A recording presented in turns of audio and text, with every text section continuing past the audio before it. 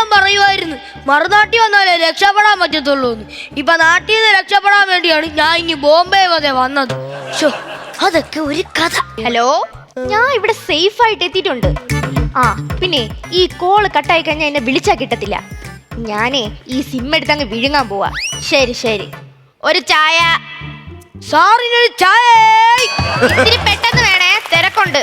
അയ്യോ അച്ഛൻ, എന്റെ അച്ഛല്ല അമ്മായി അച്ഛൻ, ഞാൻ ഇങ്ങനെ എന്തിനു പറയുന്നെല്ലാം പൊളിയോ എന്റെ ദൈവം. ഇതുവരെ ചായ റെഡി ആയില്ലേ? അയ്യോ, ഐഡിയ ഐഡിയ ഐഡിയ. ചായ പിടിക്കട്ടെ.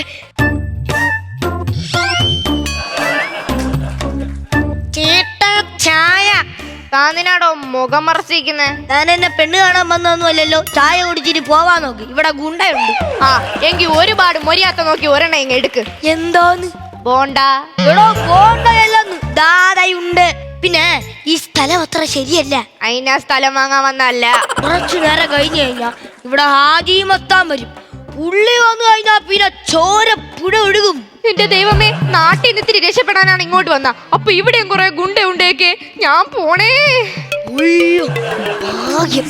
ആ വിചാരിച്ചിന്നെല്ലാം പൊളി വന്നു. ആ വന്നിട്ട് പോയത് ആരെന്നറിയാമോ? എന്റെ ഒരേ ഒരു അമ്മായിയപ്പൻ തന്റെ മോളെ ഒന്നെങ്കിൽ ഒരു ബിസിനസ്സുകാരന് അല്ലെങ്കിൽ ഒരു സർക്കാർ ഉദ്യോഗസ്ഥനെ കെട്ടിച്ചു കൊടുക്കുള്ളൂ എന്ന് പറഞ്ഞ ആളാണ്. എന്റെ ഭാഗ്യത്തിന് അങ്ങേരി പോയി. അതെ, ചായക്ക് എത്ര രൂപയായി? 10 രൂപ ചേട്ടാ. യു സുരേഷ് കൃഷ്ണ, എന്റെ മരുമകൻ. നീയല്ലേടാ നാട്ടിൽ പറഞ്ഞ നിനക്ക് ബോംബെയിലെ രത്നചന്ദ്രന്റെ ബിസിനസ് ആണെന്ന്? ഈ കിടക്കണ തീക്കട്ടയാണോടാ നിന്റെ രത്നചന്ദ്രൻ? എന്റെ മോളെ വലിയ ബിസിനസ്സുകാരനാണെന്ന് പറഞ്ഞ് കെട്ടിയിട്ട് അവ ഈ ചായക്കടയിൽ ചായടിയാണോടാ നിന്റെ ബിസിനസ്? അതെന്താ ബിസിനസ് അല്ലേ? എന്റെ മോള് ഞാൻ രാവെന്നോ പകലെന്നോ അറിയിപ്പിക്കാതെ പഠിപ്പിച്ചതാ. എന്റെ മോള് ഓട്ടത്തില് ചാട്ടത്തിലൊക്കെ ഫസ്റ്റ് ആയിരുന്നു. അത് ശരിയാകട്ടോ.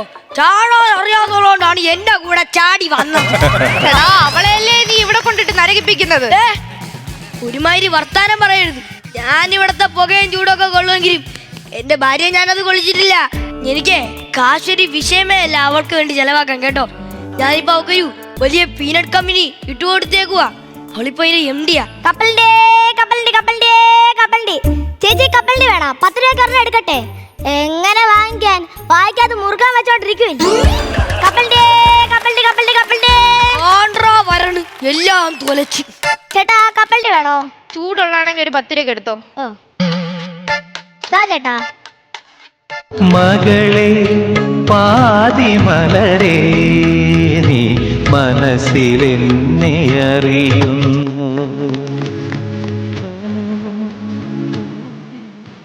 മോളെ പാർവതി, അച്ഛാ നീ എന്താടി ഈ കോലത്തില്? എനിക്കിവിടെ കപ്പലിന്റെ കച്ചവടം വാച്ചാ. നീയല്ലേടാ പറഞ്ഞ ഏതോ വലിയ പീനട്ട് കമ്പനിയിലെ MD ആണെന്ന്? അതെ, ഞാൻ പറഞ്ഞാൽ എന്താ കുറ്റം? പീനട്സ് എന്ന് വെച്ചാൽ എന്തോന്നാ? കപ്പലണ്ടി. അതല്ലോ, അവളിപ്പോ എന്തുവാ ഇരിക്കുന്നത്? കപ്പലണ്ടി. അപ്പൊ പിന്നെ അവള് കപ്പലണ്ടിയുടെ ഓണർ അല്ലേ? അവള് പീനട്സ് കമ്പനിയുടെ ഓണർ അല്ലേ അവള്? നീയല്ലേ പറഞ്ഞ ഇവക്ക് വേണ്ടി പീനട്സ് കമ്പനി ഉണ്ടെങ്കിൽ എത്ര ലക്ഷം നീ ചെലവാക്കിയെന്ന്? പിന്നെ അല്ലയോ, 3 കൂട്ട മണലിലും ഒരു ചീനച്ചട്ടിക്ക് എത്ര രൂപയാണെന്നാ വിചാരം? എന്നെ കൊണ്ട് ഒറ്റയ്ക്ക് കൂട്ടിയാ കൂടുവോ? അത് ഞാൻ എന്തോ കഷ്ടപ്പെട്ട് അതൊന്ന് സെറ്റാക്കി കൊടുത്തു. എന്നാലും എന്റെ കൊച്ചിന്റെ ഒരു അവസ്ഥ. എന്റെ പൊന്നച്ഛ, അച്ഛൻ ഇപ്പൊ എന്തേലും പറയാനുണ്ടോ? അച്ഛൻ ഇപ്പൊ എന്തേലും പറയാനുണ്ടോന്നാ ഞാൻ ചോദിച്ചേ. നിന്നെ ഞാൻ എത്ര കഷ്ടപ്പെട്ട് വളർത്തിയാടി. എന്ത് കണ്ടിട്ടാടി നീ ഇവന്റോട് ഇറങ്ങി വന്നത്? ചേട്ടന്റെ ചായടി. ആക്ടർ വിജയ് വരെ ചേട്ടന്റെ ചായ കുടിക്കാൻ ഇവിടെ വന്നിട്ടുണ്ട്. അതിനുശേഷം ഒരിക്കൽ അങ്ങനെ ഇപ്പൊ അഭിനയം നിർത്തിയിട്ട് ഇപ്പൊ രാഷ്ട്രീയത്തിലോട്ട് ഇറങ്ങിയത്. എന്റെ മോളെ, എനിക്ക് നിന്നെ ഇങ്ങനെ ഒരു അവസ്ഥ എനിക്ക് കാണേണ്ടി വന്നല്ലോ. ഇതൊന്നും അല്ലെന്നേ. ഉച്ച സമയത്തൊക്കെ ബീച്ചിൽ ചെല്ലണം. ഇവൾ ഉച്ചയിൽ വെയിലടിച്ച് എന്തോ ഇരിപ്പായിരിക്കുന്നത്.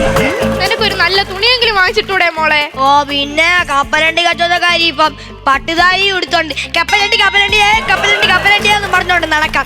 അങ്ങനെ നടന്ന ആരേലും മേടിക്കു വച്ചാ? അല്ല, അച്ഛൻ എന്തിനാ ഇപ്പൊ ഇങ്ങോട്ട് വന്നത്? ഞാൻ എന്റെ ബിസിനസ് ടൂറിന്റെ കാര്യത്തിനായിട്ട് ഇങ്ങോട്ട് വന്നതാ. അച്ഛന്റെ പൊന്നച്ഛ, ഞങ്ങൾ അറിഞ്ഞു അച്ഛന്റെ ചിട്ടി കമ്പനി പൊട്ടി.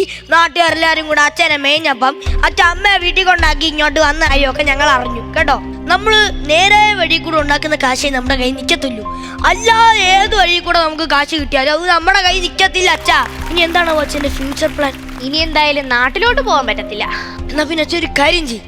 ഇത്രയും നാളക്കോട്ട് കാര്യങ്ങളൊക്കെ നോക്കി നടത്തിയല്ലേ നമ്മളെ കടയിൽ ക്യാഷ്യർ ആയിട്ടിരുന്നോ?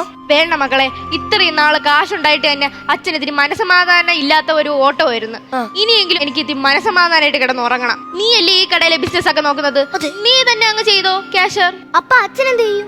ഞാൻ ഇവിടെ ജോലി ചെയ്ത് ആ സമ്പാദ്യത്തിൽ ഉണ്ട് ഞാൻ ഇവിടെ ജീവിച്ചോളാം. അച്ഛനൊരു സ്പെഷ്യൽ ചായ ഞാൻ തരുന്നുണ്ട് കേട്ടോ.